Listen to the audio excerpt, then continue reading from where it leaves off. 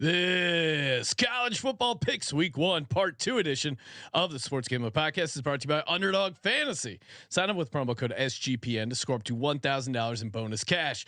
We're also brought to you by Rhythm. Get your 7-day free trial today by going to sportsgamblingpodcast.com/RITHMM. Hey folks, this is Bud Foster. You're listening to SGPN. Let's let it ride.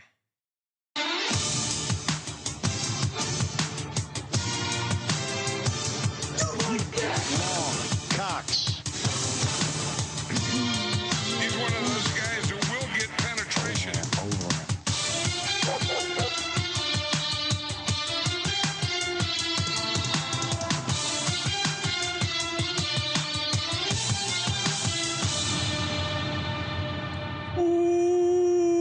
Welcome everyone to the Sports Gambling Podcast. I'm Sean, stacking the money green with my partner in picks, Ryan, Real Money Kramer. What's happening, Kramer? Dog.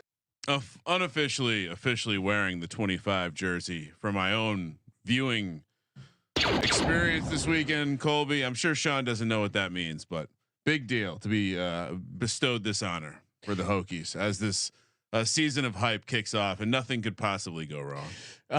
We'll talk about Vanderbilt in just a second. Joining us here to talk all things college football, Colby Dant, aka Pick Dundee. What's happening, Colby? We're less than 48 hours away from General Booty's first start in college football. Yeah, I was saying, why did we not talk General Booty, Colby? My apologies. ULM is playing. Should we add this to the slate?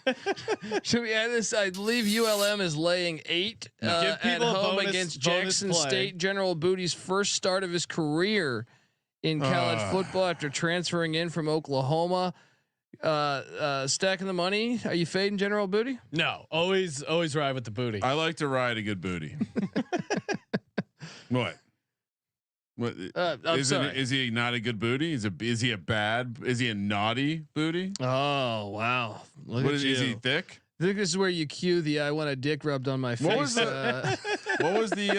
what did we learn from Rich Fat Baby McKee in Vegas? What was the term he was using for someone who was husky and damn, now I don't remember. But it was something girthy. It was like husky and girthy mixed together. Huscular. Yes. That was the term. Fat, but you could, he still had some muscles, weren't completely husky, but you're like solid. Like maybe I'm thinking like one of those. What are you laughing at? Oh, just life. You're a funny guy, buddy. All right. I didn't make this up. This was made up by another Ryan. He claims it's a real word though. Yeah, huscular. We'll start using this. Shout out to the chat. Chat is lit. Of course, go to youtube.com/Sports Gambling Podcast. That subscribe button. Follow us on X at Gambling Podcast, and of course, make sure you get in your phrase that pays. Shout out to the couple mail-in entries we've already gotten. We're giving away a $500 NFL Circa Future. This is 32 NFL team previews, dropping the division previews, but we got college football happening. Week 1, real games, no week 0. This is actual college football. Let's just get you jacked up, baby.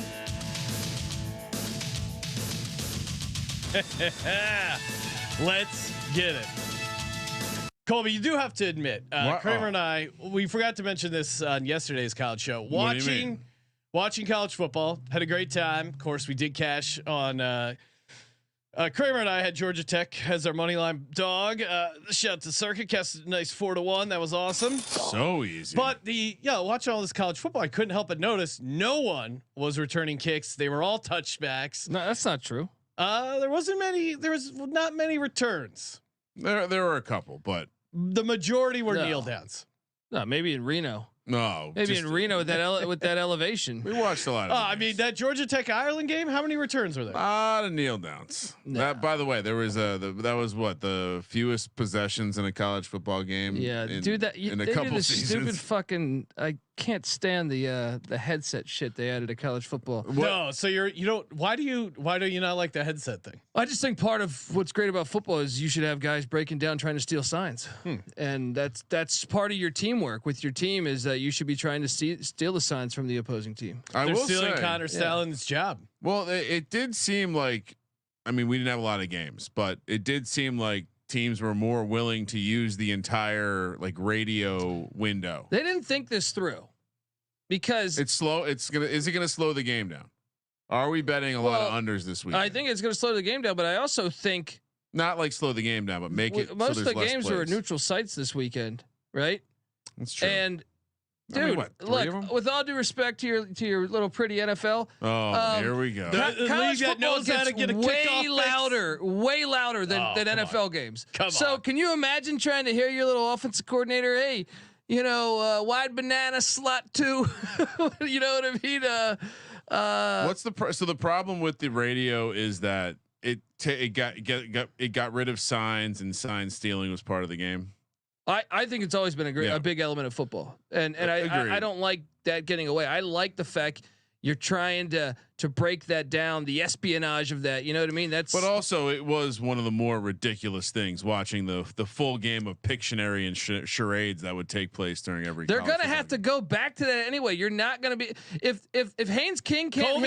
He liked seeing a graduate assistant hold up a SpongeBob SquarePants with like next to the Hawk Tuah girl and trying to interpret it. Well, I mean, some of the shit was pretty cornball. Yeah, sure. Okay. But look, dude, if Haynes King is struggling in a fucking rugby stadium that's filled with Florida State fans, imagine when he goes to a real college football stadium.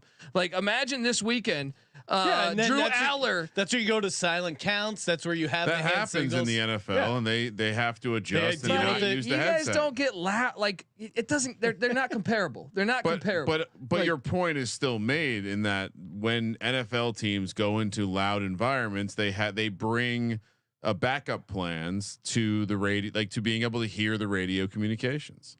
And so I think certainly the game will evolve in a positive way, and I think it will be difficult. It will help home field advantages because teams will be less prepared for going on the road. And what happens when communications break down? You know what else will happen? Because this happens at the NFL level, it will definitely happen at the college level. One sideline's headsets will break, so the other sideline can no longer use them. Yeah, and or just how about we just don't use them at all? And I would argue, Colby, that's going to create even more chaos when it does happen. Which is what you're looking for. I don't want it in the game. All right.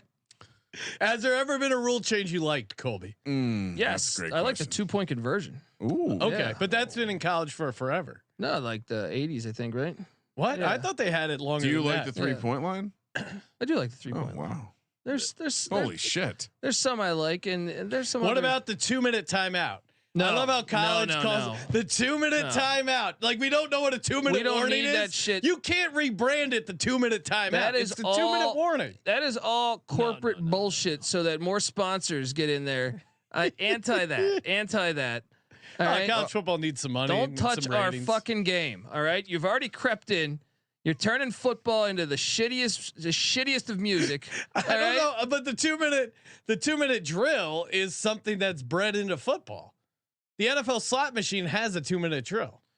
No, so don't do that. Don't touch don't touch it. All right? I mean, honestly, the 2-minute warning seems as though I would love to know the origin of it at the NFL level, because it does seem at its core just to be a guaranteed commercial break before the end of a game. No, gets you hyped up for the last 2 minutes. Now I'm a big fan of how the NFL, though, like one of the things I hate that college still has yet to change is when you fall down on the grass, you're automatically down. That is just bullshit. I mean, you may as well put a skirt on these college kids. It's just fucking horrible there. All right, let's get into the picks, Kramer. You got Colby seems sad. well, the game's being ruined every day. Right in front of your eyes. You're just sitting over there eating a sandwich, not even paying attention. All right, Kramer, where's your Kyron Drones jersey? I had a delicious. Well, are you not buying in? Oh, absolutely. That's not what's going on here. But I'm trying to avoid any sort of mush. Also. By betting on him and touting him every chance you can get. Oh yeah, I don't need to get the jersey. That can be something that we discuss later on in the future. I am wearing this absolutely fire. All right, we'll play this game. Well, whose jersey am I wearing? Number 25, Virginia Tech. Can I answer this? I would be curious if you get this one right. My first thought is Kevin Jones. Kevin Jones, correct answer. Boom. I was gonna say Kevin Jones as well. it's also Frank Beamer's number. It's also given to the player on special, like it's given to basically an honorary team captain every week. So a lot of meaning. Coach Beamer did wear it when he was playing what position at Virginia Tech, Colby? I think he was running back, right? Defensive back. That's I was going to say DB. Huh? Yeah, white guy DB. Let's I knew go. Bud Foster was a safety. I didn't know. If you block a punt, you have a 90% chance of winning a game. It's true. One thing though, college football did like, you're gonna put all these ridiculous conferences together where they cover the whole fucking planet. Then how about? I mean, that's all happening because of television execs. Yes. Right. Agreed.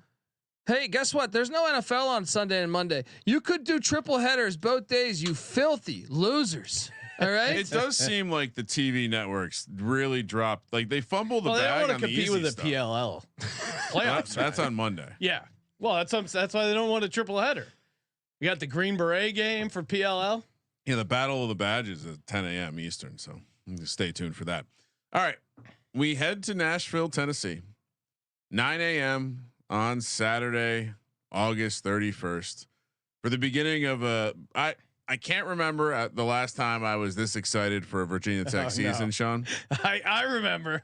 It may have been the Tyrod Taylor supposed to be redshirt year, but Sean fucking Glennon, who by the way did block me on X. Yes, we had a little bit of a falling out. Well, he's a real estate agent now. I mean, I just was calling it like it is. I also got blocked by a couple beat reporters of Virginia Tech who called Sean Glennon, quote, one of the toughest and stand-up men they've ever covered. Bullshit. Couldn't keep Tyrod's red shirt on. Anyway, the Hokies head to Nashville to take on Vanderbilt, who is in the SEC by name only. They're catching 13.5 here, which already just telling you exactly what you need to do. Get this before it goes to 14, -500 for the Hokies, +380 for the private school pussies of Vanderbilt. The Commodores. What is a Commodore anyway? Probably hangs out with a Wahoo on a Saturday. Plus 48.5 is the total. I think there is a obvious. I'm very close to the program and paying attention, but there is a tremendous amount of confidence in this Virginia Tech program right now, and I see no reason to think they're going to be looking past this SEC opponent, where the ACC has a chance to make a statement this year. And as Colby was talking about on his show earlier tonight, take down the SEC for a second straight year head to head. They did beat they won the head on series against the SEC a season ago. So we've got a big time spot, even though it's lowly Vanderbilt, even though I'm sure you two idiots are going to talk about how the money line is live. Pisson, Pavia. Oh yeah. Sean, guess who Conference USA offensive player of the year? Yeah, 39 passing touchdowns. I'm sorry, Conference USA. High school state wrestling champ. What is that? Come on. And he pissed on the speculation is, Sean, that he went to Lane Stadium and pissed on their stadium. He just pissed all over the war turkey. I dare a guy named Diego to stroll down and try to piss all over. He will fuck you up, buddy. All right, the high school state wrestling champ. About me. Right? I'm talking about the hillbillies that roll in the corn in the cow fields of Blacksburg. You don't Virginia. graduate Volcano Vista High School and you're just. I can't believe what you're doing right here. First off, he also was in the New Mexico military. This is a non-serious. He's not putting up with your bullshit. He's just not. What happened when Auburn just thought they could just who's this Diego pissing Pavia guy? Well, he came in there and fucked him up. Yeah, I mean. He's played at a very high level. The urinating on the mascot aside, the kid can play. I just don't think it's going to be a complete boat race. I do think Virginia. I don't know if I'm going to say Vandy's a live dog, but 13.5 I think is a lot for a team that actually has an offense. If you look at Virginia Tech last 14 games as a double-digit favorite, 5-9 ATS. They're not a team on the road. No. Trends don't. You can't use trends right now. Okay. With this unless you're going to zoom into the last 5 games they played. This team turned a corner last year. I think they lit fire to gas, and now they got everyone coming back. The most returning production in the entire country. the most returning production in the entire country. This team's gonna. This is a statement game. You go follow Coach Pry on social media. You go see what's going on here. Coach Pry. There is no. Yeah, Coach Pry is. You guys want to move? I got a couch to move.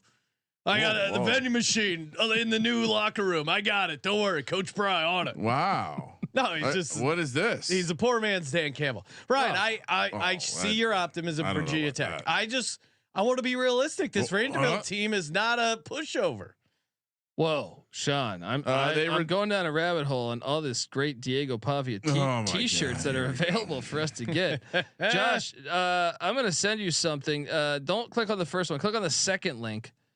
We can get yourself a nice Diego Pavia t-shirt. It's even in Vanderbilt. We're gonna have to get a couple of these after they hit on the money line. This is ridiculous. Well, and shout out to Magic Man Blanco. Just tipped us a couple dollaroos. Don't hate that. And saying, hell yeah, gents. Just gave the wife and kids NyQuil to catch this live. Let's go. Ducks, quack, quack, quack. Oh, look at this. At that. I mean, that's perfect. Oh, a nice little Dr. Pepper parody. Just fire. And it looks like some sort of pharmaceutical product. And we're gonna have look. Diego pissing Pavia. He's not gonna put up with your bullshit. And another thing is, he's already been voted. He's only been in Nashville for a couple months, Sean. Yeah. He's voted team captain. Yeah, I mean, Kramer, this isn't a hatred of your Virginia Tech Hokies. It's an embrace of Diego Pavia and this Vanderbilt Commodores team that they're not the doorstop of the SEC anymore. Well, maybe the SEC, but certainly they can hang as a home dog against Virginia Tech. Love this spot. Everyone's on the Hokies all off season. Oh, yeah. They're the team coming back. You know, Virginia Tech didn't beat a team with a winning record last season until the bowl game. And the bowl game, they had about 20 guys out and their coach who had left for Houston. If what you're saying is true, then why is this number not just gone right through 14? Why is it sitting where it's sitting? Because Vegas, they made the mistake of underestimating Diego Pavia last season too. All right, much like Auburn. 79% of the handle, 70% of the bets are on your Virginia Tech. Okay, then why is the line not moved past 14? What do you mean? It's been sitting in this area for a long time. If all of this money and all of this action is coming in on the Hokies, why have we not seen it move? Oh, because they want to keep trapping people at -13.5, right? It's pretty simple. Or maybe you guys cannot be those donkeys that rely on these bets. I mean, you want to talk about how betting splits are completely false a way to measure anything. We don't know when the action came in. We don't know what number this percentile counts towards. Look, I don't buy into all that bullshit. I buy into this. Tim Beck was the offensive coordinator at New Mexico State last season. Guess what? He's the offensive coordinator at Vanderbilt. Jerry Kill is on the staff as well, and 3 other coaches from New Mexico State are coming over. So he's running a fine-tuned machine by this point, Sean. I like Vandy plus 13. Find you guys some goats. Give me the points. Let's go. Sprinkle a little bit on that money line. Trolling. Sprinkle a little bit on that money line. I might sprinkle. Good luck. Sprinkle all. I mean, you can sprinkle just like Diego. All over the place. I'm gonna sprinkle and shake. Sprinkle down your leg. All right. Since you two are haters, the Discord does not get to wager on Vanderbilt this weekend. Another 9 a.m. kick here. Nice one, very nice one. I heard Kirby Smart talking about how he was unaware how Georgia and Clemson were a major rivalry for some time. Colby, that has to make you turn a little bit. Colby hates this one every year. We're going to Atlanta, Georgia. Horrible. To get inside of a shopping mall. Georgia, you have 2 of the best Chick-fil-A will be open. Breaking news. Georgia, you have 2 of the best stadiums in America. Yeah, and you decide to play it at this trash. Yeah, why not? Fucking losers. It is. Yeah. It is weird going out of your way to play in the Mercedes Dome. And they're right there. Like they're yeah. Like, you know what they're this like is? A 45-minute drive from each other. This is Georgia -13.5, -600 on the money line. Clemson +440. 48.5 is the total. This is walking bets when you stop at the neck. That's what this is. To show the full college football's greatest asset. Yeah. Is home environments, and they insist on these fucking bullshit. These suits come in there and they convince them for this bullshit. The stadium. Here's what's wild is, it's just it just seems idiotic, and maybe they'll figure it out through the playoff and the home environments and how that's really how you sell the product. Or maybe people just need to stop going to these games to send a message to these, because the schools have to pay. It's really stupid. I mean, don't look into it. I It'll make you mad. understand for like the bowl games or championship games, but for early regular season, what are we doing here? Like, I totally agree with Colby on this. It should be played at Georgia or at Clemson. Alternate the years. It's not that hard. And I would love to hear what Tyler from Spartanburg has to say about it. But Dabo Sweeney's not taking any calls. You want to talk about Coach Prime being soft, not taking calls from reporters? What about Dabo Sweeney? No more calls from fans? Why? Just because he said, "Are you worth $11.5 million for a 4-4 record?" That's a fair question. And if I was Clemson fans, I'd be very concerned, because ever since Tyler from Spartanburg went off on Coach Sweeney, Dabo Sweeney, then he went undefeated after that. So you should want these callers to come in. He did kind of rally. He lit. As sports fans, as sports commentators, we know what these coaches need to hear. He lit a fire under Dabo's ass, and now without Tyler from Spartanburg, I'm worried Clemson's walking into a buzzsaw here with Georgia. I mean, Clemson lost a shit ton of people: Nate Wiggins, Will Shipley, Jeremiah Trotter Jr., Tyler Davis. They lost a ton of guys in the draft. I mean, this is Georgia. Every time I go against Georgia in the regular season, I feel dumb doing it. Georgia's returning 17 starters. They're going to have what feels like a little bit of a home edge, maybe. But I mean, they're going to roll them. Colby, what are you doing? You think Clemson has a shot? I mean, I do. I think like Georgia. I like Georgia here. Well, Georgia, like, they weren't as convincing, a year ago as, like Georgia Tech kept it within 8. Missouri kept it close, so they weren't as convincing. And I actually think they suffer a little bit from Todd Monken leaving to the Baltimore Ravens 2 years ago. So give me Clemson to stay in this. I think Clemson will be just good enough defensively. I think what's the reasoning is the second year in Garrett Riley's offense. I think the offense will be a little more creative, and I actually think the Clemson defense, even though you lose all those players, they've been in decent shape for a little bit, so I think they rebound pretty well. The culture there. It's a big game too. This is a big game for Dabo. He's got to know that, right? Yeah, and look, Georgia won the national championship 2 years ago. Don't they have a chip on their shoulder? Lose to Alabama in the SEC conference championship game. Aren't they gonna come out swinging here? But Georgia, when they won the national championship, that was a 3-3 game in the fourth quarter, and then DJU threw a pick 6. So my point is that DJ, that was a 10-3 final. Was on this Clemson team. So I just think it's a little bit too many points, little disrespectful. Clemson has a history too of getting up for the big games there under Dabo Sweeney, under William Christopher Sweeney. SEC. Kramer, you repping your ACC colors? I fucking hate Clemson. Give me Georgia. Ugga. Yeah, and also Dabo's a piece of shit. Patrick Fisher saying Clemson and Georgia are getting paid $5 million each to play in Mercedes-Benz. Filthy whores, you whores. That is a disgusting act. I bet you that was a TV exec behind that. I bet you. We'd never sell out. Speaking of which, if you guys sign up with Underdog Fantasy, use that promo code SGPN. Colby, they got pick'ems here for Clemson at Georgia. We got Cade Klubnik, Carson Beck, Antonio Williams, Phil Maffa, Arian Smith. Who we like in this? What's that Maffa number? Maffa. Yeah, how are you going to take Maffa? You can take the basically him to get a touchdown, rushing yards, rushing and receiving yards, longest rush. What's the rush? What's the rushing yards? Rushing yards 71.5. I'll go lower.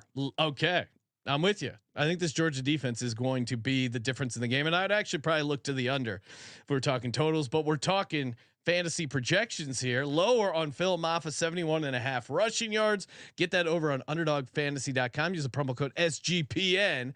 Get up to $1,000 in bonus cash. UnderdogFantasy.com. Promo code SGPN. So, why are you taking? Are you just getting cute with this Clemson pick? It's 13.5 points. I know, but it's Georgia Tech kept it within 8 on them Bulldogs last season. That's fun. In their opening game? No, it was a season ender. But yeah, Yeah. This feels like, and that Georgia Tech team's pretty good. They just fucking whooped on Florida State. Sean, can you make a note? This might be a Benedict play. Ooh, okay. I think something's gonna happen. Colby's gonna read something about Dabo this week and realize. Maybe we'll add that to the pick sheet. Look, I took Dion. I'm taking Dabo. MLB, most likely Benedict, and we pick one game. Colby's gonna probably change his mind on by the time it kicks off. All right, but it's great promo for the Saturday morning pregame show. I was actually going through a rabbit hole of like the coaches that have banned. It was Parcells, like it was banned reporters. Actually, when I looked at it. It was such a long list, and all of them were actually super successful. So I was like, maybe Dion's onto something here. Well, you have to be somewhat successful to get away with that. I mean, like I'm trying. I mean, Mike McCarthy doesn't have the juice to pull that off. No, I mean, maybe Jerry Jones. Maybe you think he sent a reporter packet? Come on, he's probably killed some reporters. Let's be honest. What do you think that yacht is for? You don't think so? You don't think a couple bodies have fallen off that yacht? He played at Arkansas too. You know what the Clintons did in Arkansas, just got to go out to international waters for a couple. Be right back. Monica Lewinsky, you want to go out on my boat? It's just filled with cigars. All right, Penn State, West Virginia. We're going to Morgantown. Another noon kick on the East Coast here. -8 for Drew Aller and Penn State. -310 on the money line. WVU. +250, 51.5 is the total. The NFL, the people who don't watch college football but are into the NFL are already putting out like way too early mock stuff. Drew Aller is in the mix in the first round, and it's like we're here again. No, we're here again. We're doing it. He's got a strong arm. Did you watch that offense last year? This is a tough one for me to visualize. Penn State in a world. This environment's going to be nuts. Colby's going to tell us it's definitely going to be lit, even though it's early in the morning. This is exactly why I want to watch this over the Clemson Georgia game, is because this place is gonna be fucking bonkers. Right? And so how can you trust this team and this offense to go on the road into a hostile environment? James Franklin, he does it every year. He does it early. He gets it done. He hasn't lost an opener since 2015. They don't struggle in the beginning of the season. They struggle late when they have to play Ohio State. They didn't play at Morgantown in any of those years. I was going to say, but no, dude, they've had some decently tough spots, and they've always gotten the win. Now, laying the 8 is probably a little bit high, and yeah, I agree. It's going to be a hostile environment, but Penn State was awesome ATS last year, 9-4. They also ran it up on West Virginia last year with 10 seconds left. Instead of downing it, they scored a touchdown. And they covered the spread. And Neil Brown said in the press conference, West Virginia's head coach, he says, "We will remember this." Where's the Drew Aller moment? Let's. I just want to read some of the stats. So West Virginia was a very good defensive team, right? Just want to look at what they did on the road. At Illinois, he was 16 of 33 for 208. No touchdowns, no interceptions. That's pretty good. At Northwestern, he was 18 of 33 for 189.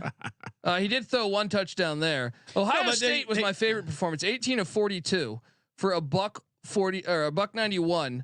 He did throw one touchdown there, but just outstanding stats he put together. Well, you're proving my point. Even with Drew Aller not having a dynamic passing game, they were still 9-4 ATS because that's what they do. They cover against inferior teams, and West Virginia is an inferior team. The receivers they have on this Penn State team, those are the guys you should be looking at and talking up and putting in your mock draft. Like Drew Aller will be carried by the skill positions around him. And the defense is good. The defense led the nation in sacks and tackles for loss. The defense is good, but West Virginia's is too. And look at anytime he played a good defense. At Rutgers, he was a nice 79 yards in the air.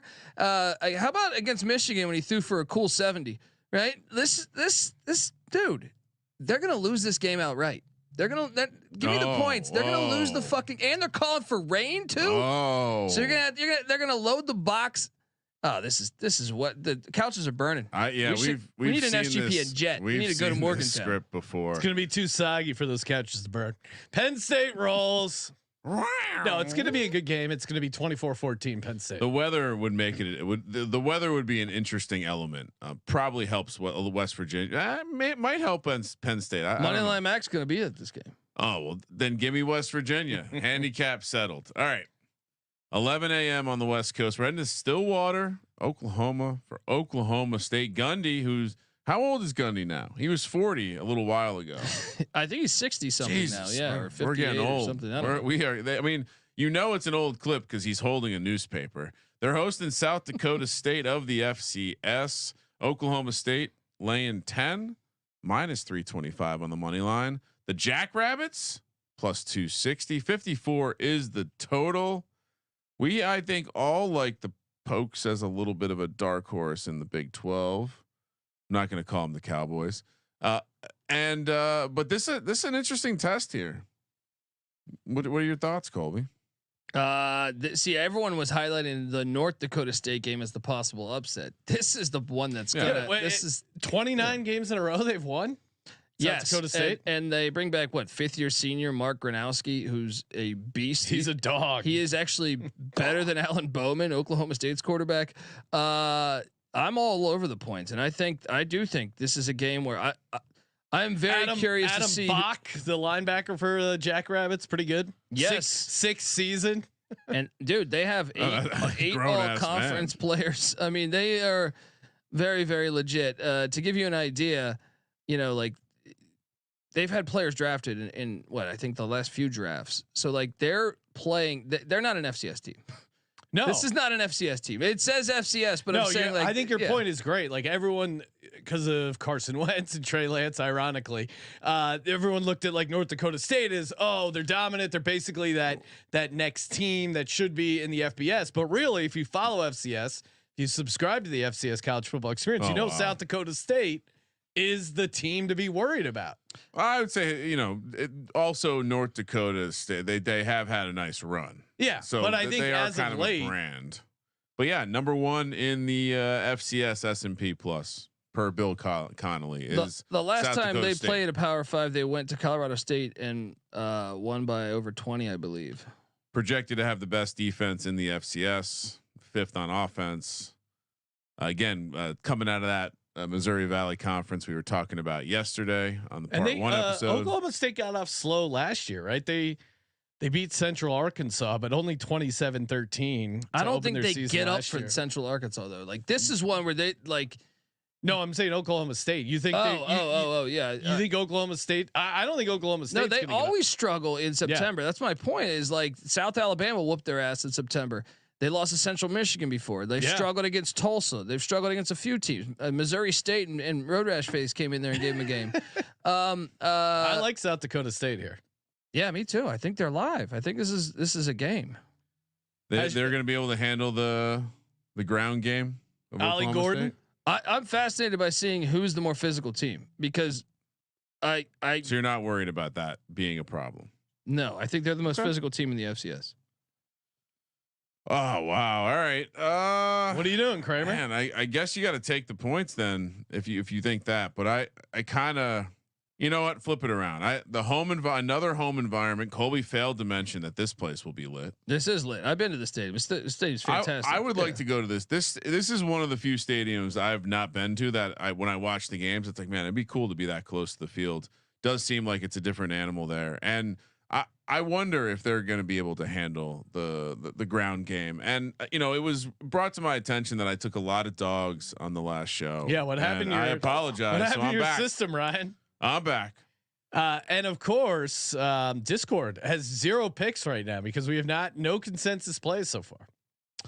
Yeah, it's rough. I think we might have one coming up here. 12:30 p.m. on the West Coast, heading to Gainesville, Florida, where Miami comes to town. The Southern private school pussies, F the U, -2.5 on the road here. Napier coaching for his job, I've heard. +115 on the money line. 54 is the total. This is like a kitchen sink game here. And Miami better watch out. They might. Well, this is interesting because I hate backing Miami and Cristobal, but Graham Mertz versus Cam Ward. I love Cam Ward. Thought it was a great pickup for Miami. Super fun guy to watch. Florida has really struggled. They've lost 12 of their 15 games against AP ranked teams. But to your point, Ryan, they will be getting up for this game. But then betting on Graham Mertz, like who's the head coach of Miami? Mario Cristobal. Oh, no, that's what I said. Guy, was that the guy who couldn't kneel out a clock? Yes, he's a guy you don't feel good betting on. But on the other side, I cannot bet on Graham Mertz. Colby, what are you doing? Look, Billy Napier could get fired if they lose. Miami doesn't know about. I mean, ever since they destroyed the Orange Bowl, they don't know about going into a tough environment. Yeah, you're right. And first off, Billy Napier, I think, is 2-0 against top 15 teams in the swamp. So Miami's getting all that hype. They got to show me this. Give me the Gators. All right, Gator. Let's go. Let's go. Chomp. And also F the U. I'm going Miami. Cam Ward. That kid's good. He is a beast. Jake, we need some F the U shirts in the store. I mean, I'm gonna feel dumb back in Miami because you remember Mario Cristobal with Justin Herbert. Yes, no. So we had no idea, and then like his first preseason game with the Chargers, we're like, whoa. But early, and then early they were fine. Imagine if the medical staff never stabs Tyrod Taylor in the lung. Might still be back. Justin Herbert might never see the field. I mean, some of these coaches is complete malpractice. Yeah, you can't bet on Mario Cristobal, Sean. Watch me. Oh my God. Cam Ward. UCLA taking on Hawaii on the island. Early kick on the island, huh? 1:30 local time looks like. UCLA laying 14 minus 550 on the money line. Hawaii plus 410. 54.5 is the total. So this was 17. And then the press conference happened and it moved basically to 14 off of the press conference. I think it even got further than that. And maybe they've been bet back since Hawaii looked like hot garbage against one of the worst teams in the FCS, Delaware State, who, by the way, had some travel issues on the way to Hawaii. They were looking at. We've been saying for a long time, we're taking Hawaii on the money line here. Yes. Nothing's changed from that. Oh, Randy Cross tried to talk us off that. Can we just come on? Let's pause for 1 second. Did we watch that game? Because I watched Delaware State have extended drive successfully marching down the field against Hawaii's defense. Is that at all concerning, or were they just? They played every. To be fair, they played every player on the roster pretty much. Okay, then give me Hawaii plus 410. Yeah, let's go. I was a little concerned. I mean, just go look at the drive logs. It's like, well, wait a second. How was Delaware? I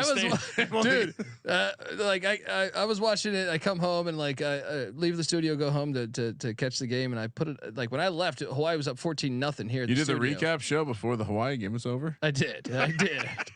Call yourself a fan. I come home and my wife's like, "Oh, so you're done watching sports?" I was like, "No, actually." And I turn it on, and at the time, Delaware State had just scored to cut it to 7. In the third quarter, you're just like, "Oh shit, are we gonna see a live money dog play here?" But no. I mean, I think Shager has a big game, and I look. We'll see what UCLA is. They're kind of one of these mystery teams in college football this year, just because of how late, Georgia State. Yeah. How late Chip Kelly left. Well, and we've been touting this play since we talked to June Jones. Yes. Josh, if you have a chance, can you pull up the tweet of Timmy Chang, who just realized he follows me. So shout out to the Chang gang and Hawaii football #Brotherhood. Love that as a hashtag for the Rainbow Warriors. But there's a lot of places that won't be showing the Hawaii football games because it's like a weird pay-per-view situation. What? Circa is your home for Hawaii football. That's awesome. And then if you scroll up, Timmy Chang he quote tweets Circa saying they're going to have Hawaii on the big screen. And he goes, playing on the big screen, last game in the country, #Chase game, #Brotherhood. Well, this is one of the things you can't embrace the spread and then not try and cover that 40, Coach Chang. If I'm giving you any advice, come on. Well, this is something though that I think has been an issue. It's part of what June Jones was talking about. Is he deemed it I thought that at one point the administration had goals to shut down the program. He thought because they did this deal with pay-per-view. Anyone and there's a bunch of islands there. So if you're in Kona, right? You can't watch. You can't watch it. You have to pay $100 to watch. So it's dumb. like a fucking Foreman fight back in the day. How do you not solve that problem? To me, it's one of the issues. But who's holding them hostage? The university? Yeah, I believe they signed this deal for So it's some really dumb deal. Well, here's the thing: you would think with gambling legalized so much, if their athletic director leaned into this, like Timmy Chang is right there on Twitter, this could really become a marketable thing. There's probably more people watching at Circa than paid for the pay-per-view. It was like on Spec TV. We had to search for this shit. God's Eye luckily got it, but most people didn't get to watch the game. I feel like every person in the chat couldn't watch the game when we were doing the recap show. My mind's blown right now. Kramer, what are you doing? Are you still on Hawaii plus 14? 100%. Okay. Yeah. And we have been for weeks. A little worried about Shager. Wasn't the most accurate, but I think, UCLA not having Latu, Gabriel Murphy going pro. There's just a lot of I don't know, man. I think coach might not have all his I's dotted and T's Randy crossed. Cross convinced me, or at least sold me on the idea that Deshaun Foster might figure it out. But I think if we grilled Randy right now about game 1, it might be a little bit of work in progress. We knew they would keep it vanilla, and we like teams that played week 0 that are going up against a team that didn't play week 0. We're still playing the money line. Yeah. All right. Another 4:30 local or 4:30 West Coast kick. We're heading to Ann Arbor, where Fresno State and Michigan face off.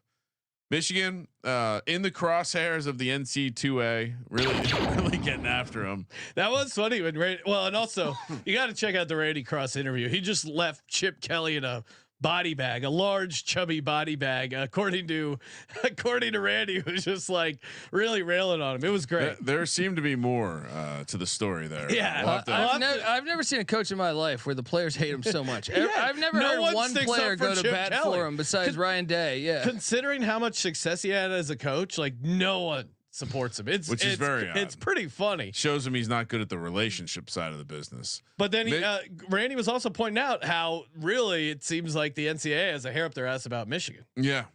Well, they clearly do. Michigan laying. It doesn't help that the Michigan man is quite arrogant sometimes. Yeah.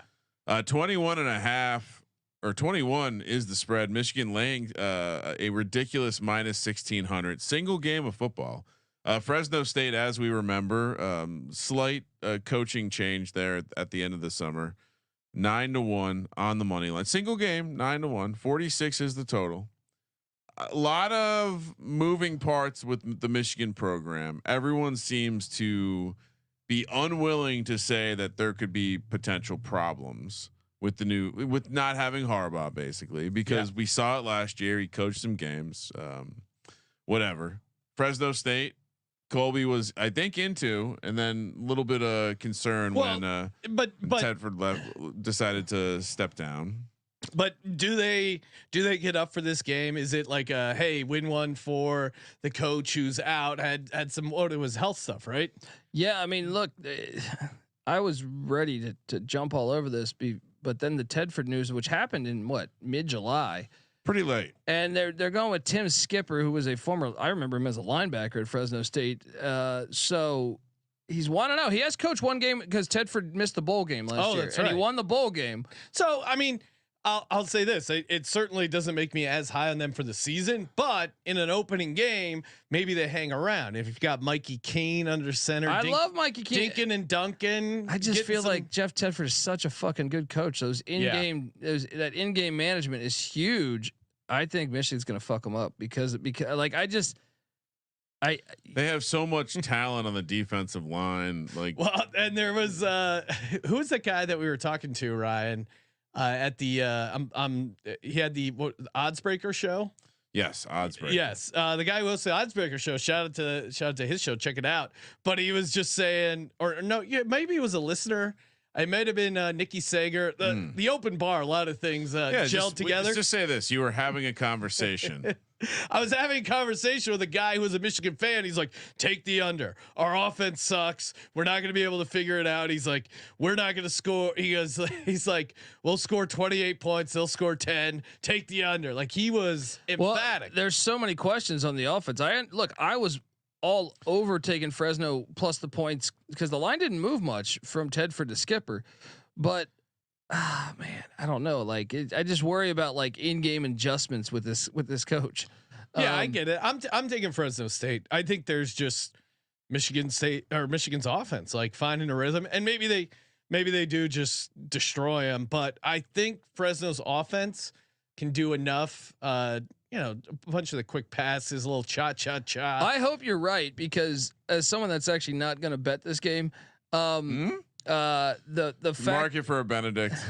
No, the fact that if Fresno keeps it close, this might pay off if they win the Mountain West for them getting to the 12th spot in the playoffs. Yeah, Michigan returns nothing. Like the production they return defense is on so good, of dude. course, but specifically on the offensive side of the ball, there's only 2 teams in the country that return less production than Michigan. So I kind of think you have to take the points. As much as it would be fun to lay 21 with a bad Michigan. All right, offense. give me the points. I don't want to root for Michigan. Yeah, no one does.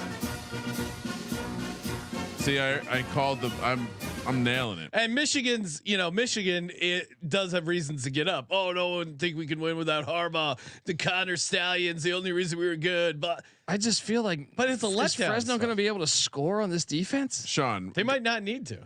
Go look at how teams fare when Harbaugh leaves. Not good. Just more of a general statement. Ask Colin Kaepernick. It took a little while, but David. How did he do? Shaw did all right for a little bit there. Yeah, did all right for a little bit, but that team was more loaded than when Harbaugh left behind at Michigan. I think. Well, and I don't think it was not necessarily what he left. It was like all their great players went to the NFL. But this defense is so fucking good. That's true. That's what I'm saying. Like your question, like they're gonna get a pick six or a strip sack touchdown. So the question is you're gonna need Fresno to score. We'll see. I don't mind taking the points. We've a lot of things were told to me before the Florida State Georgia Tech game that seemed to be false, categorically false about the quality of talent along the offensive and defensive line. So I'll believe it when I see it. Harbaugh's no longer there to slap the pads and get them fired up. Ryan, put the goggles on. Time to I'm feeling dangerous today. You're gonna go. I'm gonna go goggleless. Does that mean you don't know where your goggles are? No, they're right over here. That's it. Doesn't matter. You don't need them, Ryan. We're gonna fire off some rhythm plays. How your college football models looking, Kramer? Did you want me to bring up Veronica? Yeah. See what she likes. Is that your college football model, or is that your NFL model? I mean, this is pretty embarrassing that I have to go through this again with you, Sean, but. My models in the NFL are Bubba, Stacy, and now Pick Dundee. Oh, nice. And then don't worry, Colby. We made the Pick Dundee model hate passing and offense. Yes. Good. I like some passing. It has to be the right team. Yeah. You know what I mean? Hawaii running the run and shoot is perfect. Yeah. Anyway, continue on. Well, I was just gonna say, and then on the college side, I have Veronica. Oh, okay. Who I was just introducing, and Skylar, which perfect. Coming up to the main stage, Skylar, what do you like week 1? Hold on, I got to get Skylar's music, Ryan. Perfect name for a model, Skylar, come up, show the crowd what you got using Rhythm. SportsGamblingPodcast.com/Rhythm, 7-day free trial. All right, so let's. What does she like, Ryan? Well, Skylar is a he. Oh, okay. Veronica is a she. All right. You seem a little confused. Well, who am I to assign their gender? But what do one of your models like? Well, we were having some conversations about how best to use Rhythm, and it's always good when a couple of the systems overlap. Yes. With one another. And Colby was actually, I think, doing this preview earlier today. Colby, Buffalo Bulls against Lafayette. The Buffalo Bills catching the points. Bulls. Or what did I say? Bills. Bills. Buffalo Bulls. I said Bulls. You just heard Bills. Buffalo Bulls -3.5. Specifically, Skylar loves it. It's a strong play. Skylar more of a run the damn ball. Run the damn ball. You wouldn't guess it from his name, but Skylar loves to run the ball and play defense. Nobody walks into Lambeau Field and gets a dub. So build your own models today. Go to sportsgamblingpodcast.com/rhythm, college football and NFL, sportsgamblingpodcast.com/rhythm. Sean, did you know that UCLA hasn't played out of Hawaii since 1939? I did not know that. I mean, UCLA's travel schedule is insane. Do you know who their starting running back was in 1939? It's gonna be someone super famous that I'm blanking on. Jackie Robinson. Correct. Ding, ding, ding. There we go. I knew it. I was like, yes. Shout out to me. That was good. That was a good poll. Thank you. I'm a trivia. Did you also know? I thought Jackie Robinson, Pasadena guy. Pasadena City College. I thought Right he was down going the to street. say what's the Dodgers announcer? I thought you were going to say like Vince Scully? Yeah, like Vince Scully. Back then, 1939. Like, you know. Yeah, you never know. It was a little different time. Vince Scully probably could have played in some teams. Yeah, he played football for Pasadena City College. Jackie Robinson, I believe, and UCLA. Right? And UCLA. Yeah, that's what I'm saying. UCLA. But the City College stuff's pretty wild. There's all these people you don't know, and then Jackie Robinson's just there wearing a old ass football uniform. All right, we're gonna head down to. This is a little break to go check out a parade in College Station, Texas. Notre Dame. Talk about a mix of two very different fan bases. Notre Dame, the Fighting Irish. You both love parades, though. The Irish and the Texas A&M. True. Fans. The ones the Notre Dame parades are slightly different than the Texas A&M parade. I mean, again, I loved going down there. Shout out to Cam, producer of Golf Gambling Podcast. But man, they are into two Pageantry. things. They're into parades and they're into having cheer military positions. Very interesting combination. Texas A&M laying 3 here against the mighty Irish of the North. Plus 120 for Notre Dame. 46.5 is the total. I understand the case for Notre Dame in the playoff because they have a relatively soft schedule. This feels like the tough spot. I don't know how I feel about either side here. Certainly we like Elko, I think, more than we like Freeman. Although Freeman, I was looking at his ATS numbers, 25, 13 and 1 ATS in the Freeman era. So Notre Dame as of late has been a good bet.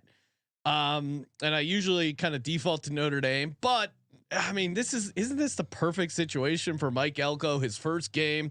I love what he did at Duke. He was 16 and 10 ATS. They're going up against his former quarterback from Duke. The home stadium is going to be lit. It's going to be a great environment, a great test. Connor Wegman with this Elko offense, I think is a great combo. And I was talking to Colby about it. Pointed out not only did Notre Dame lose their 2 tackles to the draft, but then one of their tackles, who was supposed to start offensive tackle, blew out his ACL or something in the offseason. Just a couple weeks ago too. Was he going to start? Yeah, their left tackle. So I mean, I normally default to Notre Dame, and I think they can lose this and still get into the playoffs fairly easy if you look at the rest of their schedule. But I think this is a Texas A&M spot. Well, and when you consider, like I said, I love the Elko side of him knowing Riley Leonard's weaknesses. Feels like a huge advantage for. Well, and then like A&M had one of the best defensive lines. Yeah. And they added Nick Skirton from Purdue, who was one of the best defensive linemen in the nation. This is maybe the best defensive line in the nation. I know that Pete, I don't want to say that because Pete Thamel tweeted out the Florida State's the best defensive line. They look like shit, but I believe this one. I never bought into the Florida State one. I believe this one because last season they have a bunch of those guys back, and they added Skirton from Purdue, who was a fucking beast. And then one of the things I love was the Colin Klein hire at the OC from Kansas State. Oh yeah, you love Colin Klein. Oh, but if you love running football, the creative packages he'll use for run schemes. And then I like Connor Wegman. I think he's going to be in the pros. So I think there's a reason why I took A&M to make the playoffs. My prediction is we're going to see the Texas A&M price to make playoff to even win SEC. He's going to plummet after this weekend because they're going to look competent. What was it? When did Elko take over at Duke? 2 years ago, and they were horrible the year before. I remember sitting in the office watching the Duke game. It was on TV4, and we're like, God, we thought like some of us thought they were going to suck. Well, I thought he was walking into a project that would take him a year. They were immediately. I remember watching them at the Win Sportsbook and cashing a sweet money line on them. The best. They surprised a lot of people. Again, his ATS record was pretty good. I think the market finally caught up to him, but I love the way the guys played for him. And you look at that Duke roster. I think the best thing that he does is he's very good at identifying talent, but also his players are always in the right spot. And What does that tell you? Well, Duke was so bad defensively the year before. He comes in and he didn't bring a slew of transfers. So he took the same awful defense at Duke and made them in year one a pretty darn good defense. Yeah, and they always looked prepared. They always Jimbo knew was bringing in good guys. He just seemed to lose any sort of magic. They had the highest. They paid a trillion. Remember Saban mentioned that they bought their whole team. That's when they sold off their whole research department to Saudi Arabia. Or someone did have the graphic of the collie wearing one of those headdresses, right? Oh, that's great. Oh, yeah. And of all places for it to happen too. Saudi Arabia A&M. It's hard to say though. Saudi Arabia A&M. It just maybe we doesn't can flow as well. Well, yeah, maybe you drop the A&M because you can't grow shit in Saudi Arabia. Well, we already have Saudi Arabia State in Tallahassee. Oh, so okay. Saudi Arabia Tech is SMU. Are we sure it's Saudi Arabia? Maybe it's Qatar. Qatar A&M. Qatar A&M sounds good. Qatar A&M. That sounds like a metal band from the 80s. Riyadh A&M. We're all gonna lay the points, right? Yeah. I feel pretty good. I've already bet this actually. So yeah, it does seem like I like the idea of Texas A&M being a team that immediately looks good, and all these future bets that we have are going to be delayed. And Connor Wegman, Heisman hopeful, maybe. No, I think he's a good quarterback. Price has come way down. I think he's as short as like 20 or 25 to 1 now. All right. I don't know how this game got on the card. Wyoming and Arizona State, probably so Sean can just explain elevation to us. Well, it's not at Wyoming. I mean, I love Wyoming as a home dog, but they're not good as a road dog. Home dogs 8-2 ATS last 10. Road dogs 5-6 ATS. They've lost outright 17 of their last 18 games as a road underdog. Craig Bowl retired, of course. Colby pointed that out to us. I don't know, like Wyoming's interesting, but isn't this like a game Arizona State wins and covers? What are you doing, Colby? Arizona State's laying 6.5 minus 230. Wrong team favorite. Plus 190 on the money line. Even in Tempe. 47.5. These Cowboys, they're not used to the desert, Colby. I just think they're a physical fucking football team, and I don't know that Arizona State's there yet. You know what I mean? Like they are John Michael Gillenborg. You remember what Fresno State did in Tempe last year? They won 29-0 in Tempe. And yeah, I guess Arizona State as a favorite isn't that appealing, but Wyoming as a road dog is in a spot I'm loving. I'm not going to lock this up, but you're right. They are the more physical team. I'll take Wyoming on Colby's advice, and then if it doesn't hit, I'll get really mad at them. I'm intrigued to see. I mean, they brought in Levitt from Michigan State at the quarterback spot. If maybe he can take better care of the ball. We're like an injury to him away from Jeff Sims being back in the situation. That's very true. This is not a good team, I think. What time does this kick off? Because 7:30 p.m. on the West Coast. See, now Arizona State, you're dumb. You have an advantage. And that is the heat. As James points out in the chat, we're going over 90 days of triple digit heat here. Try make this game 3:30. You know, make those Wyoming guys sweat their ass off. Instead, you're playing the game at night where they're coming from elevation into the desert climate. That actually favors them. Play it in the heat. You're Arizona. They were a horrible rush defense. Now I will say this: if you are taking Wyoming, Harrison Whaley, who's been their star running back, he is out for this game. But don't sleep on DJ James, a transfer from North Carolina that I think will have a big game. If you're playing DFS, load up on DJ James. So funny enough, Sean, they were not funny, but Laramie currently dry and windy, with temperatures as high as 85. So. There's going to be an adjustment, but have you been to Tempe? No, I know. I'm just explaining to you. They're having fire season up in Wyoming, so there's some similarities, but yeah, daytime kick probably. What will be the temperature at? What is the temperature right now in Tempe? I'll Google it. This will be like halftime or whatever, maybe a little into the third quarter. Right now it's 97. Whoa.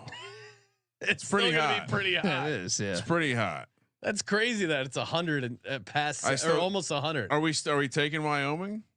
I don't know. Colby bullied me into it. I'm taking Wyoming. I think they're the more physical football team, and I think they did lose Craig Bowl, but their DC steps in, so the continuity is still there. They were a very good defense a year ago. This is dangerous because Colby is affectionate. Did you talk to? Did you interview Craig Bull at Mountain West Media Day 2 years ago? Not okay. Last year. This past year, I did not interview Jay Salvell because scheduling conflict.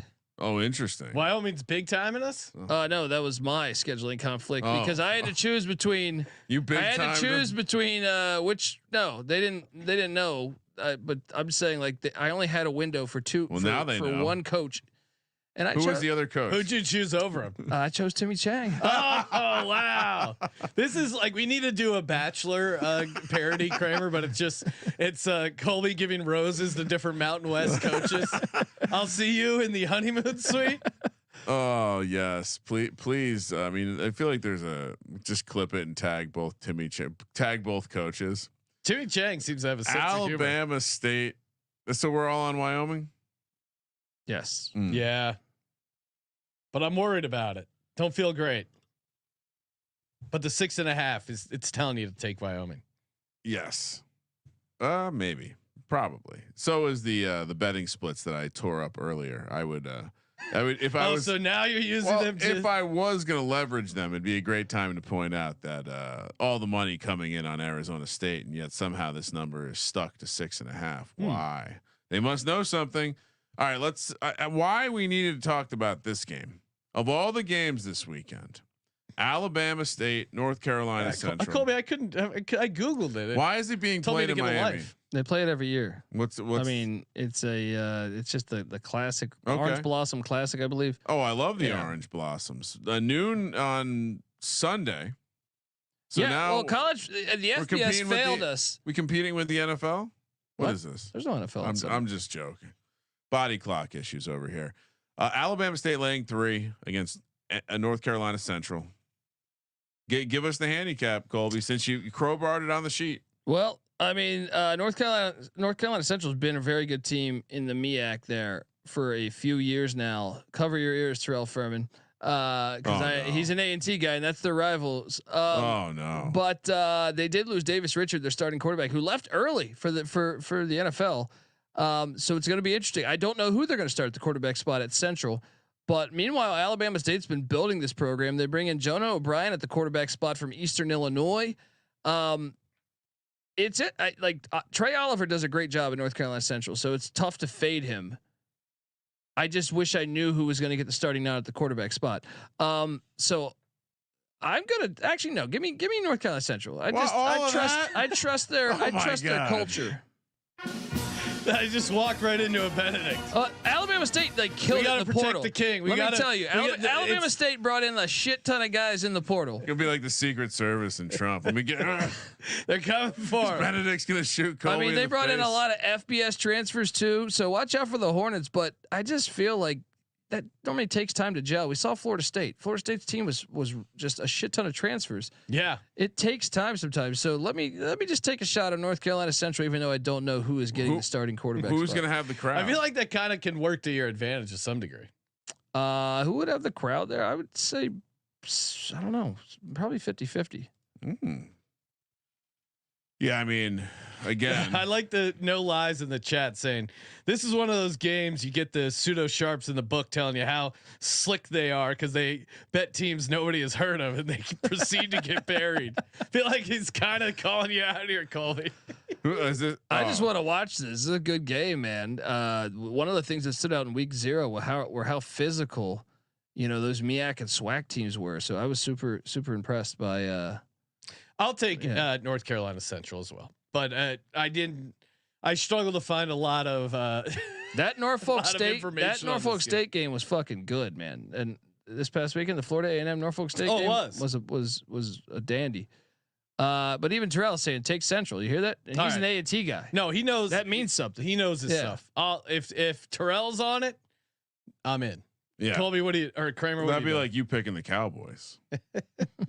I'm on. I got the intel before. Oh, okay. So you're already on. Discord's on Alabama State. Good luck, was hoping Discord. I was gonna get to disagree with Colby on this one, but then he tricked me with his weird his last minute swerve. Yeah, he came all the way up to the ring. He was raising the Union Jack, and at the last minute broke out the American flag. Yeah, it's like when they pull out the chair like they're gonna hit the enemy, and then they hit you in the face in the tag team champion. LSU, USC. I've had money on this for a long time. I made a note in my sheet. Make sure Kramer does some CLV touting. This line's come down recently, though. This was like 6 a couple days ago. 4:30 on Sunday, out in Vegas. Does Brian Kelly and his family? Does his family go to Vegas too? Family's got. They're staying at the Excalibur. It's a family resort. I've actually heard they're staying out at the Hacienda in Boulder City, former whorehouse when they were building the dam. LSU is laying 4 here, -185 on the money line. USC +155. 64 is the total. We told you. Please take LSU -3. There is no way LSU is going to be laying 3 when the game happens. It went all the way up to 6. Yep. Yeah. It's come back down to 4. I got to slice that 6. Really? Yeah. Of course you did. You bought back like a real sharp. Got a nice middle.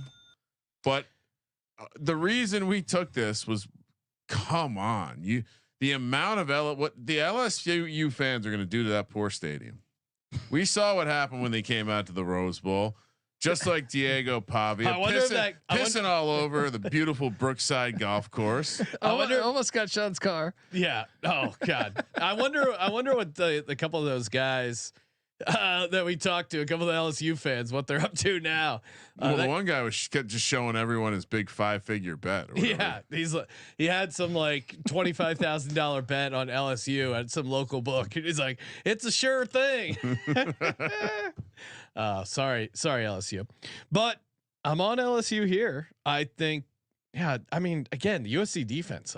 I would really be shocked if they keep them in this game. And Miller Moss certainly is interesting. I mean, 92 career pass attempts, 9 touchdowns. Him in a dome. I see the case if you're back in the USC offense. That USC in the dome. USC is a dog, but USC has been bad in neutral games.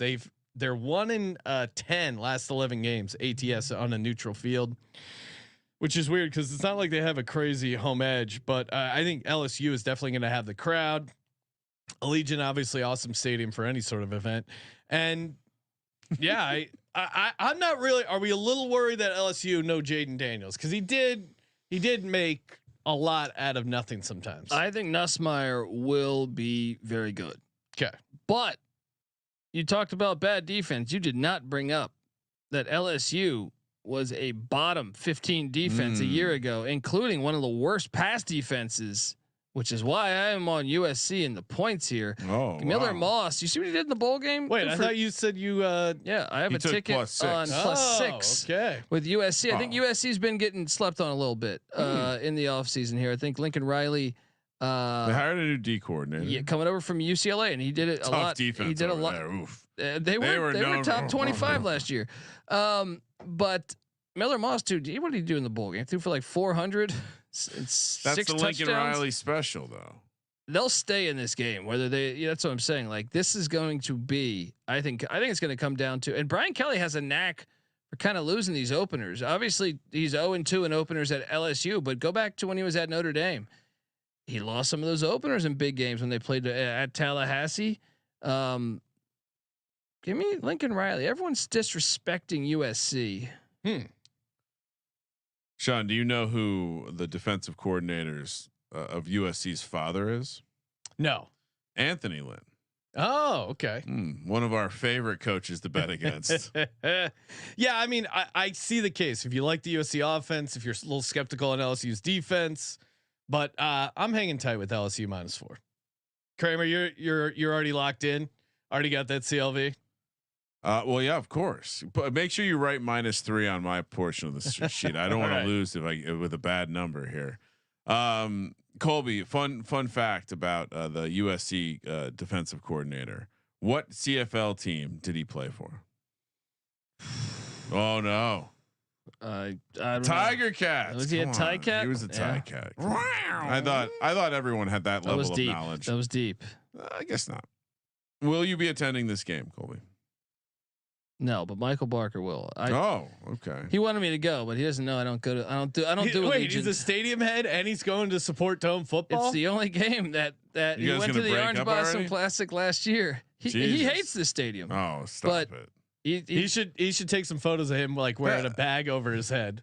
Oh, and write CFB campus store stadium. It's still head. ridiculous. Like this is even worse than Clemson and Georgia to me. Because, honey, I hate the strip club. Because the Coliseum and then Tiger Stadium are even better. It's like, what are you doing? What are you doing? I don't hate the Coliseum. Rose Bowl's way better. Obviously. Oh boy. I mean, both are great. I would take the Rose by a little bit. Yeah. I was just gonna say the Coliseum does not strike me as an iconic college football venue when put up against the Big Ten, the SEC.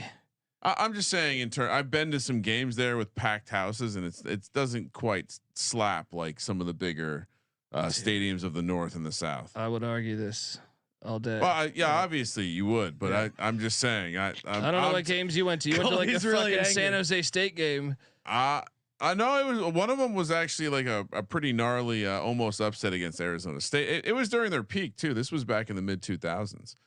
So I was in it, but I'm taking LSU. I laid the 3. I guess I'll take the 4 to ride with them, with you, whoever's betting on it now. But yeah, good luck, Colby.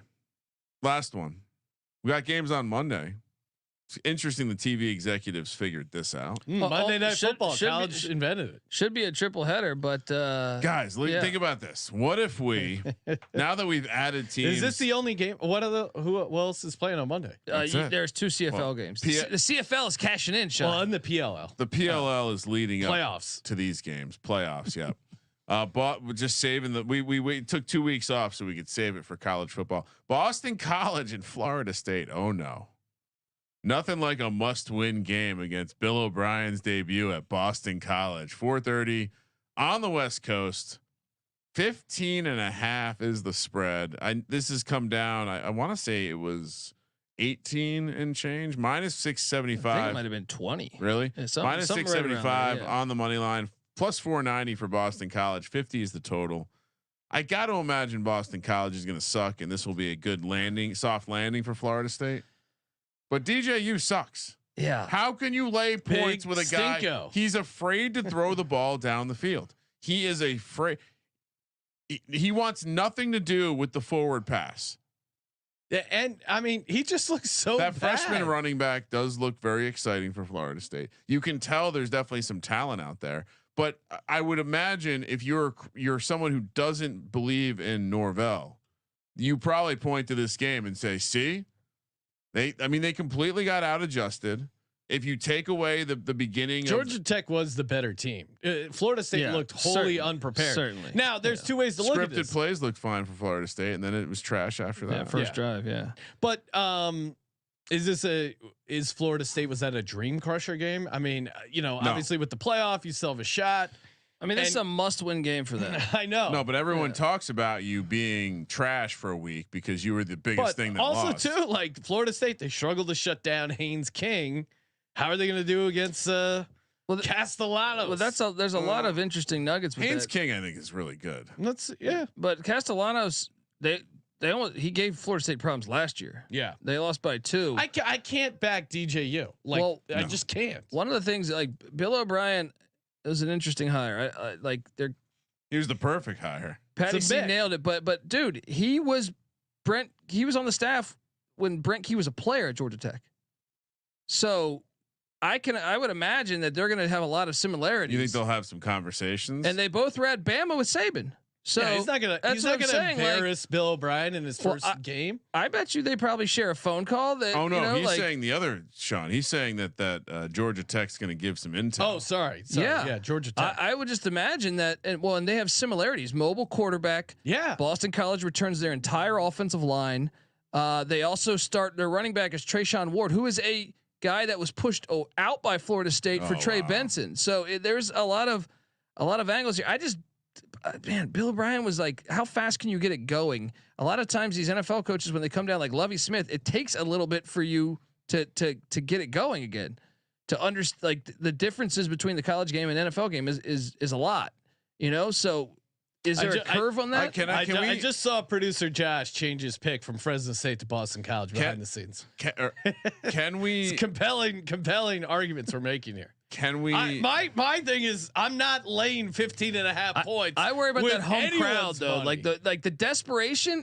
I'm with you. I think I have to take the points. Until I see them be able to complete a pass downfield. But what if Boston College drives down and gets a touchdown? Or they're out to like a. Even what if they don't need? What if DJ Cinco throws an interception? You know how tight everyone's buttholes are going to be in Tallahassee. Yeah, but Boston College might suck.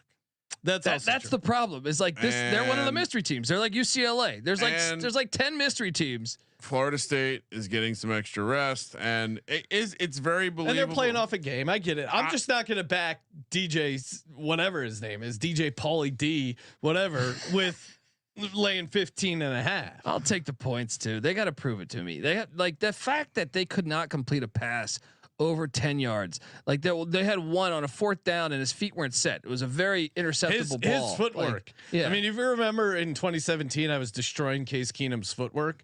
I mean, Big Cinco. You guys are making also a mistake horrible here. They're going home. No, I get it. The spreads come down. The public's on Boston College. We know that private school dogs generally have fleas. They better be winning this, or there'll be a lot of people reading books in the crowd.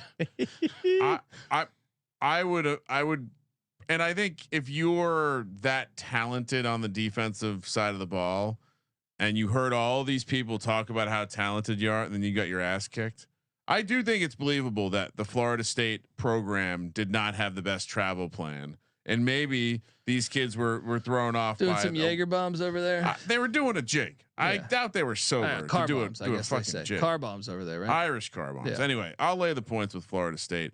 As much as I hate Florida State, I hate Boston College. How have Irish car bombs not been canceled in this politically correct society? You know what they were used to do? Kill Irish people. It's all pick and choose. There's no consistency with this. No one cares. It's like your Irish race or your Italian racism. It's okay. Yeah, that's funny. It's okay to be racist against Italian and Irish people. I mean, they were. Don't make fun of him, Colby. His Goomba buddies in the mafia are gonna whack us. All right. You want to make some picks? Yeah. Fucking hold on. Got some potatoes over there. Britton, who does the Daily Dog podcast, check it out every day. Does some free high or lower for the Underdog Fantasy Pick'em. Fun show. Quick listen. He sent over. Now I've seen a bunch of the Colorado Buffalo memes. I had not seen this one. What? Which I gave to Josh. If Josh or Ryan can pull it up. I sent it over in Slack. It's an amazing Photoshop. Yeah. Loading. All right. While you're doing that, Kramer, what do you got? Lock, dog, tease, and bonus lock. All right. Oh, here we go. Look at these. That is gold. What's the name of the buffalo? Ralphie. Yeah. It's a bison, Ralphie if he was a camel. You got to send me that. Can you send me that too? Yes, I will send it over. Colby needs a copy of that ASAP. Yeah. Look at that camel. It's just charged. It's so great. That's so great. It has no idea what it's being used for. So yeah, we need a similar one with the parade in College Station. Just a lot of people. There's so many funny things on the internet with related to the private equity, and I just love how they refuse to lean in. Like they're afraid to almost report on it, so they just keep calling it private equity. It's like just call it out. Come on. All right, lock number 1. Oh, are you gonna give me a little sounder? Come on now. There you go. You gotta earn it. Kitchen sink game for Florida plus the 2.5. Oh wow. Lock number 2, Texas A&M. Love the coach knowing his quarterback angle. That feels like a vet. I mean, especially at this age, at this level, and help Sean McVay cover. Absolutely. Dog. How big do we want to get? I've been saying I'm going to take this dog for weeks. Plus 380. Hawaii plus 410. Oh. I'll leave the Penn State for or the West Virginia for Colby to take. And for my teas, let's get that. Let's see here. What do we want to do? Virginia Tech minus 7.5, Georgia minus 7.5, And we'll get West Virginia up to 14. Well, you don't like that one? Oh, I just feel bad. You're giving people out losing teases. Oh, okay. All right. For my first lock. Happy to engage in a tease competition with you. See who can tease the hardest. Oh man, this Fresno State feels. Am I getting cute there? The chat's picking Vandy as a dog too. You losers. Hey chat, go home. I'll turn the chat off right now. Let's see. You're supposed to be nice. They say you're supposed to be nice and engaging with the chat. Not when they're making horrible points like this. Mike Elko's made me a ton of money. Texas A&M -3. I do usually like going with the consensus plays. I'll go bonus lock Hawaii +14, and for my dog, me South Dakota State. Shock in the world +260 money line. Although I do obviously like Hawaii as well. For my teas, let's get Wyoming. No, BC up to 21.5. Crossing a key number there. Penn State to -2. And then last but not least, I'll get Vanderbilt up to 19.5. Sorry, Ryan. Colby, what do you got? Lock up Texas A&M. Yeah. Also, I will second lock. Give me the Clemson Tigers +13.5. Whoa. Okay. Out on an island there. The dog. That feels like a bad pick. Is those West Virginia Mountaineers?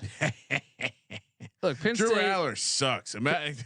Golly. Penn State. You know that they haven't played in Morgantown in like 30 years, right? Yeah, This is an old school rivalry. There's nothing like this in the Big Ten. I know you have great environments. All right. There's nothing like this. You know what I mean? Like nothing. At Ohio State is great. The fans of Ohio State are great, but it is not West Virginia. No. You're going to take batteries to the fucking face. There's going to be pepper spray in the air. Definitely pepper spray. Maybe not batteries. Dude, we'll be huffing paint in the parking lot. Let's go. All right. Yeah, hit us up. I haven't gotten any DMs recently, but feel free to slide in my DMs if you've too have been pepper sprayed at Morgantown. Yeah, me too. Yeah, we bonded over this before. That's what I'm saying. And feel free to send us any videos of you huffing paint in the parking lot. Very specific requests for the audience. I mean, if they're into that. I think we should throw out a parlay, but let me do this tease first. What do you mean? Sure. Let's take West Virginia +14. I'm trying to take credit for the parlay. I see what you did there. Let's take. Gotta give me time to plug the product. Give me USC up to 10, and let's go to. Let's go South Dakota State to 16. Ooh. All righty. So what do we like as a parlay? Hawaii money line. Yes. And is there anything else we want to? West Virginia money line. No. I mean, you guys can do that one. I'm not yes. doing that. Or we could go South Dakota State money line. Oh no, you went OK State. You went OK State. Yeah, I'm not going. Let's do it. Let's do a little Dub v Hawaii. Yeah, that sounds nice. Country roads take me home. To be clear, I'm not taking home to the island. Yeah, that's the. So this is the Colby and Kramer parlay. Oh, you don't want to get in on it? Oh no, it's not too late. We're not done with the episode. You can flip around. West Virginia and Hawaii. One free Benedict on me. Green, I'll join you in a parlay too. Of the can we call this the pissing Pavia parlay? Yeah, I dare you. Hawaii and Vanderbilt. Let's go. Yes, I like this. I like this. Colby's playing both sides. It's classic. So this is one of the worst bets you guys have ever made. Hawaii Vanderbilt on the money line. I cannot wait. That's gonna pay sweet. I cannot wait for Diego Pavia to just. This is a bit. This is just so everyone knows. Don't put your hard-earned money on Vanderbilt. This is a bit. You can hear the fear in Ryan's private. I'm not. That what scares me is I'm not scared. I've never. That is scary. I've never seen a $100 bet on Hawaii and Vanderbilt. Cashes you a nice $23.97. Get you a little. What are you gonna do with Kia. that? What are you gonna do with that? A Kia? Yeah, use not in this economy. Use the cord. You're dating yourself, Sean. Cars are more expensive than that now. All right, you can get maybe a scooter. Maybe one of those 2 entries in the Circa Millions. Oh, that's cool. Maybe get a nice, maybe like a medium class mountain bike. Hey, look at this hat. SGPN with the Let It Ride. Pretty sick. Colby's got his college football experience hat. 10% off everything between now and when professional football kicks off, aka the NFL. Use the promo code football in the store.sportsgamblingpodcast.com, and of course, get in the phrase that pays. Sportsgamblingpodcast.com/phrase. 32 NFL team preview. Shout out to everyone. I'm surprised at how many entries we've gotten. One guy did just write Dallas sucks for the entire 32 word phrase, which I'm on the fence as to whether or not to accept that. You might have to. Part of me thinks we should include him, Ryan. We'll leave it up to the chat to. We'll ask the judges. One. Okay. Well, it is great. That's a great. That's a great. It's hard bravo, to be mad. bravo. Hard to be mad. And it's creative. I appreciate. What do we got coming up, Kramer? Couple more division previews, and then final NFL previews. I was gonna say, it seems like Colby's nearing the end of his preview series. We are as well. NFC West coming up, then NFC South coming up, then Northeast, and then our final predictions. You'll hear our final predictions next week. And yeah. We'll see. We'll see who we have getting into the playoffs this year. Will the Giants win the Super Bowl? Spoiler alert: no. Thank you for participating in the Sports Gambling Podcast. For the Sports Gambling Podcast, I'm Sean, stacking the money green. He's Ryan. 10 sleeps till NFL. Kramer, let it ride.